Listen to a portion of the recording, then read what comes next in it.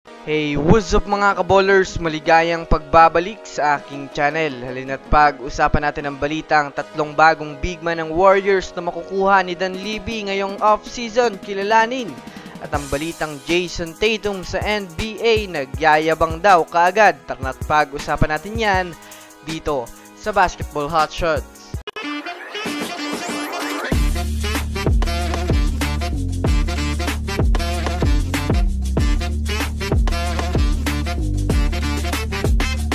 Una nga muna tayong dumako mga kaballers sa nagyayabang nga daw si Jason Tatum sa NBA.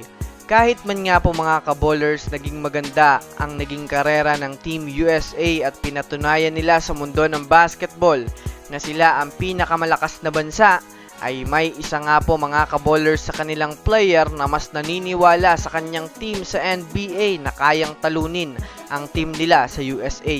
Ito nga po mga kaballers ay si Jason Tatum matapos magpahayag na kaya nga daw talunin ng Boston Celtics ang kasalukuyang team ng USA.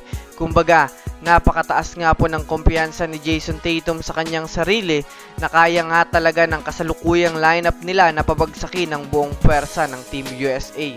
Kaya naman matapos niya nga pong sabihin ito ay maraming mga fans ang may nasabing hindi maganda sa kanya na kesyo nagyabang nga daw kaagad itong si Tatum dahil sa nakaranas na siya ng kampyonato.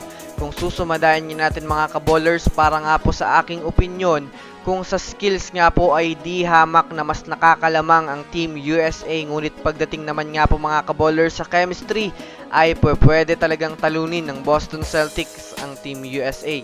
Ibig sabihin lang nga talaga nito mga kaballers ay malaki talaga ang suporta at tiwala ni Tatum sa kanyang kupunan, kaya nasasabi niya nga po ang mga bagay na ito.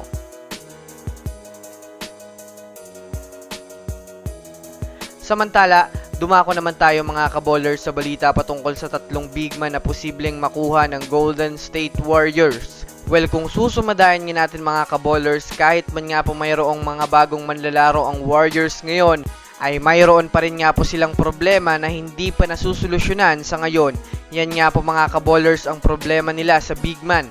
Makikita naman nga po natin mga kaballers ng nakaraang season na kahit man nga po mga kaballers mayroon na sila ng isang Trayce Jackson-Davis at Kevon Looney, ay hindi pa rin sapat dahil na rin naman sa palagi nga po silang natatalo at na-out-rebound ng matatangkad na lineup. Kaya ayon sa ilang mga pahayag ng mga NBA analyst, isang offensive big man nga daw na mayroong malakas na pangangatawan at kayang magdomina sa ilalim ng basket ang kulang sa Warriors. Kaya naman sa paghahanap nga ngayon ng mga big mans ng Warriors ay tatlo nga pong sentro ang mayroong mataas na porsyentong makuha nila ngayon.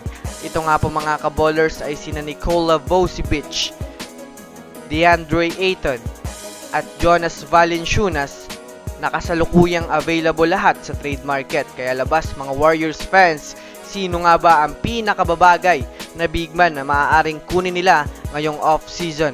I-comment nyo na yan sa ibaba. So yun lamang mga kaballers, yan lang naman ang pag-uusapan natin ngayon. Pindutin na ang subscribe and hit nyo na rin ang notification bell para sa mga susunod na updates sa mundo ng basketball. Again, this is Basketball Hotshots. Thanks for watching.